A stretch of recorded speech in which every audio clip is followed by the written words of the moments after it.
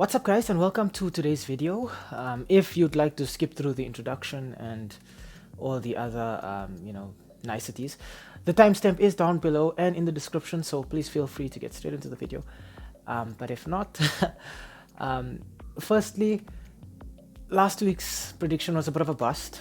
The match between Manchester City and Real Madrid, I genuinely expected it to be a City victory. I did think they would run out 2-1. I think I did say that De Bruyne and Vinicius Jr. would be very, very crucial to both teams, with both players scoring. But as time went on, after Madrid got the opener, it looked more and more likely that Madrid would just get a second and then a third, and City would just sort of out of their depth. But City managed to gather themselves and pick themselves back up and find an equalizer, and it was a good equalizer. De Bruyne with a fantastic goal. But I think with it ending as a draw, it kind of puts a little bit more pressure on Real Madrid now, because Real Madrid have to win or they have to draw by a better scoreline, because with away goals out and whatnot, and yeah, it just gets a little complicated now. So both teams now have to attack. I think it's gonna make for a great game tomorrow, but yeah, it was a bit of a bust, and to anybody who went out and bet on that one, my bad. And it does bring our win streak or our prediction streak down to 0 again. So currently the streak is at 4. Let's see if we can beat that one. In closing, also, I'd just like to say congratulations to Barcelona for winning La Liga. I think in the start of the season, nobody really thought that was possible, especially with Barca's current squad, and was all of the drama on and off the pitch, and there was periods where Lewandowski couldn't play and blah blah blah. It's just a lot of drama and politics. But congratulations to them. Barca were completely dominant in La Liga this season. You could see that their priority was the Spanish league. I think there was a few scares considering how terribly they played in the Champions League. It didn't help that they were drawn in a group with Inter and Bayern, and Inter's in the semis now, and I mean Bayern's always strong. And Barca were kind of like the whipping boys in that group, despite the fact that they finished third and went to the Europa League. They didn't deserve that, honestly. And even in the Europa League, they lost out to Manchester United, and even with that, they could turn around and say, oh, they had excuses because Frankie de Jong was injured, and I'm not sure who else was injured, but they had quite a few injuries for that match. I think it was Pedri. So yeah, the fact that they managed to actually win La Liga shows that they put all of their eggs in one basket, and it paid off, so congratulations to them. Thank you again for clicking on the link or for opening the video, and let's get on to today's video, which is a preview and an analysis and a prediction, of course, on the Milan Derby, the second leg in the Champions League, with Inter this time being the home team and AC Milan being the away team. So enjoy.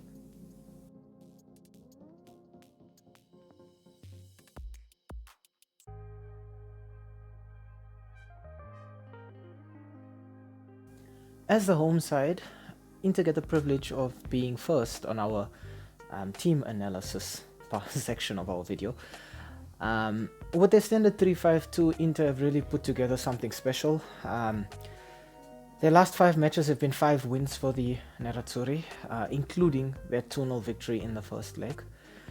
Their last match ended 4-2 against Sassuolo. That scoreline is a little flattering, if I do say so myself. Sassuolo actually were looking on the front foot for the early periods of the match, and Inter did kind of look like they were lucky to end up with a 0-0 for as long as they did. But eventually Romelu Lukaku opened the scoring in the 41st minute, I think it was. The ball was played to him and he had his back to goal, and he just sort of turned around the defender and just whacked it with so much of power that the keeper had no chance, right into the top corner. And it was a fantastic goal. A few minutes later, in the 55th minute, Sassuolo could feel hard done by because Tresoldi put the ball into his own net. The ball was played through from the right wing, and I'm honestly, I feel like if Tresoldi didn't try to make the attempt there, somebody from Inter would have gotten the ball and put it in the back of the net, and unfortunately for him, it just gets off the tip of his boot and into his own net. And then 3 minutes later, it just had to be Lautaro Martinez. He comes off the bench at halftime, and again, you know, it's it's again a case of the ball being played to him. He drives it home with his left boot. So much power. It does get a deflection, but it goes in anyway. I think the difference between the two quote-unquote own goals is the fact that the cross wasn't really a shot on target. It was genuinely a cross. You could see there was a pass or a cross, whereas Martinez had intent. So the shot was still on target, and it was an intentional shot, and that's why the goal is given to him. 5 minutes later, Sassuolo's hit back with a goal from Henrique. It's a decent cross, and it goes over everybody and gets him at the far post, and he just heads it home past the keeper. And then a few minutes later, in the 77th, Sassuolo get their second goal from, I think it was Fratesi, who, again, same story, cross, and he just heads it home. And now it looks like Inter have thrown this away because it's 3-2.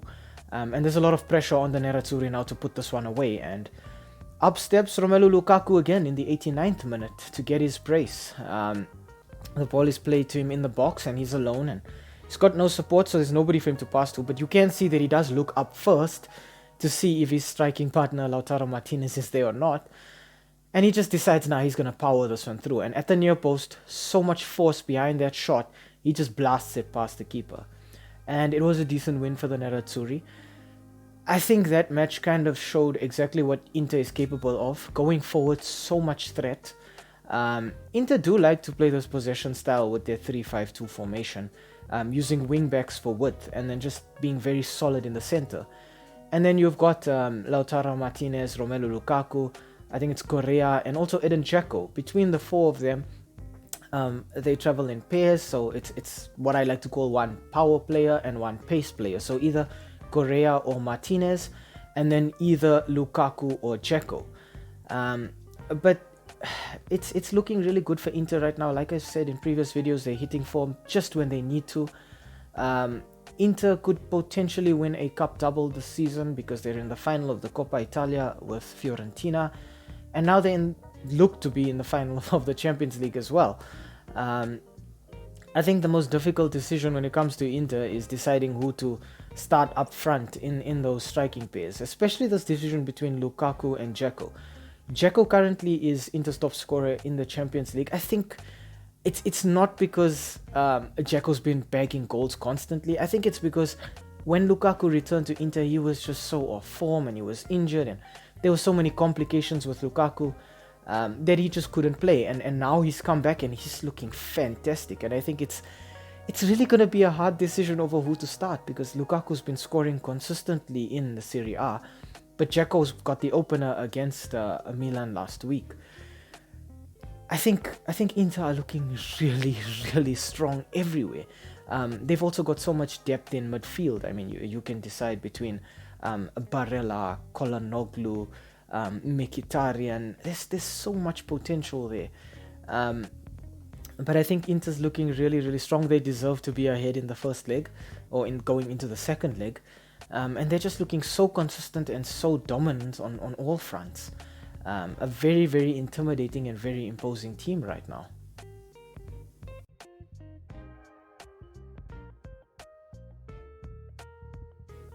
In direct contrast to Inter Milan, AC Milan have been super inconsistent. With their 4-2-3-1 formation, their last 5 matches have ended in 2 losses, 1 win, and 2 draws. Now, obviously, in those losses is also this Champions League defeat to Inter. Their last match was also a 2-0 loss against Spezia. In the 75th minute, I think it was Wisniewski. It was just clumsy defending from the Rossoneri. The ball comes in from a cross. It looks kind of like they don't know how to defend. Somebody takes a shot, it rebounds off the post, hits one of the Milan defenders, I think it's Tomori, I'm not sure, and then lands at Wisniewski's feet, and he just puts it away. You can't blame Onana for that, because what I don't understand is, why do you not have players on the far post and on the near post? This seems like a standard strategy for most teams defending corners, but I think that Rossoneri had some other weird ideas. Maybe they were doing a zonal marking kind of thing and it just fell apart, I suppose. Thankfully, that goal was really, really late on in the match. I think 75 minutes. And for the bulk of that match, Milan looked okay. Not good, not great, just okay.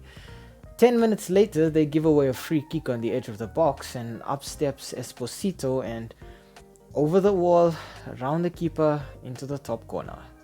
Simple as that. It was a gorgeous free kick. I don't think anybody could really have done anything about it. But to give away a free kick when you're defending or when you're trying to get back into a match and you're 1-0 down in that kind of area is pretty dumb. I think that match kind of encapsulates AC Milan in the last few weeks. There's just been a massive loss of form. Defending is, like I said, clumsy. There's no direction in their play. And I think a lot of that can be attributed to the injury of key players. Now, I think they lost, was it Benacer in the first leg against Inter last week.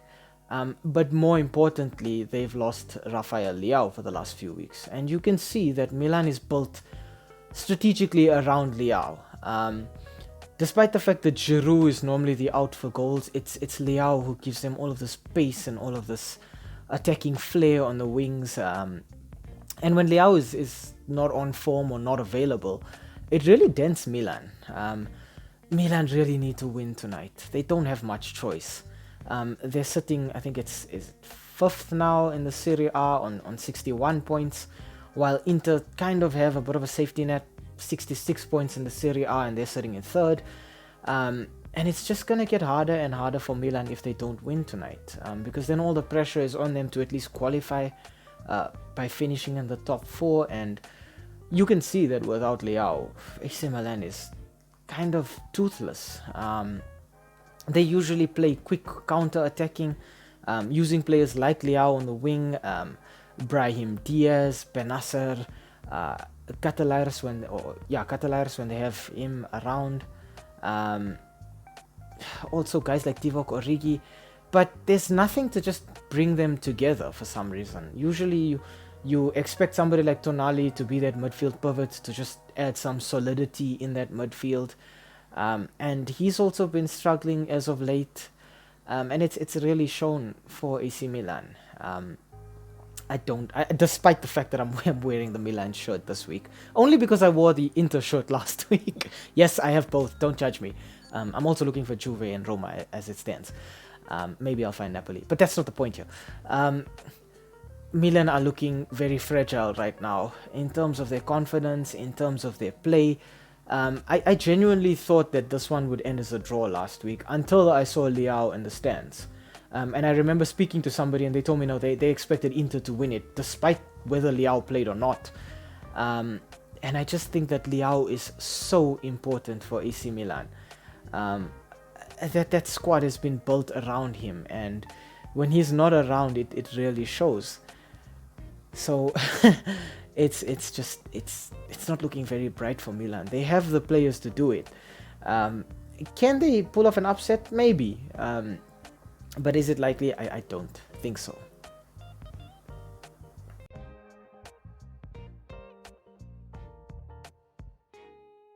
Okay, so the verdict. Thus, obviously being a second leg makes it a little easier for us to predict what's going to happen tonight. The last 5 meetings between these two teams have resulted in 4 wins for Inter Milan, and then 1 win for AC Milan, that one happening way back in, I think, September 2022. Inter have been more consistent across the board. Those wins for Inter have come across the Supercoppa Italia, the Serie A, the UEFA Champions League, and then last season's Coppa Italia. I think right now, as it stands, Olivier Giroud leads the way in terms of goals for AC Milan in the Champions League with 5 goals, while Dzeko does the same for Inter with 4 goals. It's funny that those 2 players are so crucial for these teams because they were probably rated as has-beens in the Premier League. Dzeko with Manchester City and then Giroud with Arsenal and Chelsea. But they've both come through and they've done some special things. Rafael Leao is obviously such a crucial player for AC Milan. I mean, I've said so much about him already. He leads the way in terms of assists for the Rossoneri with 3 assists. I think it's also worth noting that that match that AC Milan won against Inter, Leao got a brace. It was a 3-2 victory for the Rossoneri, and Leao did get a brace there, so that just proves how important he is. And then for Inter Milan, it's Di Marco leading the way for Inter in terms of assists in the Champions League. He's actually joint assist leader with 5 assists. Now, I think obviously those 4 players are so crucial for these teams, but I think also somebody you got to look at for AC Milan is Brahim Diaz. Brahim Diaz he's creative, he's quick.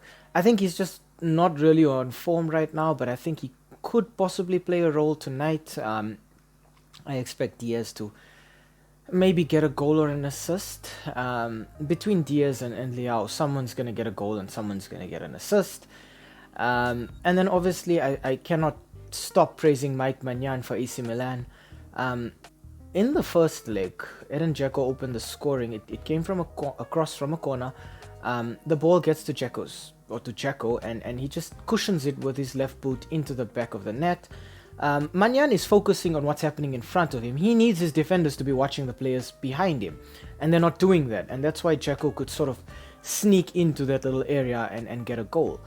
And then if you look at the second goal that was scored, I think 4 minutes later in the 11th minute, which just goes to show how Inter controlled that from the beginning, and Milan was sleeping in the beginning of the match. The ball is cut back across the post to the edge of the area, and I think it's Mkhitaryan who runs onto it. And he just runs through the defense. Nobody tackles him, nobody challenges him. I think everybody's too scared that they don't want to give away a free kick on the edge of the area. But I mean, like, don't leave Mkhitaryan to just run through. He's gonna take a shot from wherever he is, and he scores. And again, you can't really fault Maignan because there's so many bodies in front of him. And the sad bit is nobody's doing anything to stop Inter. They're just leaving it to happen. So I think Maignan is going to be crucial. His defense needs to do so much better. They really need to protect him. He's a fantastic keeper. In my opinion, probably in the top 3 keepers, if not the best keeper in the world right now. But he really needs his defense to do so much more. For Inter, I think Martinez is going to be crucial. Martinez is really sort of matured as a player the last few seasons. Now he knows exactly when to pass a ball, when to dribble with it, when to take a shot. He doesn't play as an out-and-out number 9 for Inter. He plays more of a number 10 supporting striker kind of role, supporting whether it's Dzeko or Lukaku, whoever it is. And he's just so impactful, whether it's from the beginning of the match or coming off the bench. Lautaro is a real threat to any team. But I think Onana is also really crucial for Inter. Inter have a bad habit of sort of fumbling at the back. They don't know how to clear. They take too long to get rid of the ball. Because if you look at a 3-5-2 formation, it's very difficult to play the ball out because you don't really have a right back or a left back to start attacks from the wings. You're looking for your wing backs, and more often than not, your wing backs are probably next to you trying to defend as well. So they're out of the game. So it's really hard for Inter to counter. And when it comes to defending, they just don't clear the ball quick enough. So they need to protect Onana just as much as the Rossoneri need to protect Maignan. I think going off last week's performance, Inter are looking stronger here. Also based on those 4 or 5 wins.